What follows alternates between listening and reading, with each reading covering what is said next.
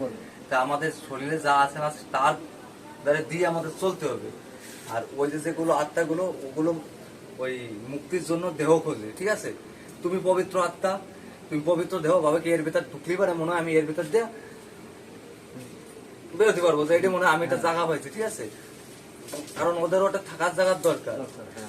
আমরা জানি যে যারা সাধক আছে, মহাসাধক, তারাপীঠ, বড় বড় তীর্থস্থান, কামাখ্যা, কামরূপে যারা সাধারণ তন্ত্র সাধনা, তারা ওই সমস্ত বিষয়ে ভালো ই করে, ঠিক আছে? কিন্তু আমরা এখানে আধ্যাত্মিক মতে আমরা ভগবান ছাড়া কিছুই বুঝিনি।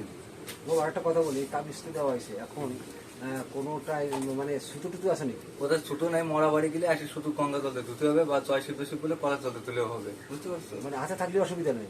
হাতে থাকলেও অসুবিধা নেই, নামে ওটা জাগ্রত হয়ে থাকবে, মুখে জপ করলে ওটা জাগ্রত হয়ে থাকবে। জয় শিব বলতে হবে, তাই তো? হ্যাঁ। হঠাৎ করে দেখো মরা বাড়ি গেলাম, মিশি গেলাম, চলে যেতেই পারি। হ্যাঁ, অনেকে খুলি রাতি হয়, আর এটা জেনে গেলাম, বলি যাইও ফেলাই, ওই জয় শিব জয় শিব জয় শিব জয় শিব বললি পারে। হ্যাঁ, হ্যাঁ, এই তো। ছোটবেলায় বলছে, যোগ আর কপাল দন্তটাই বাঁচতেছে না।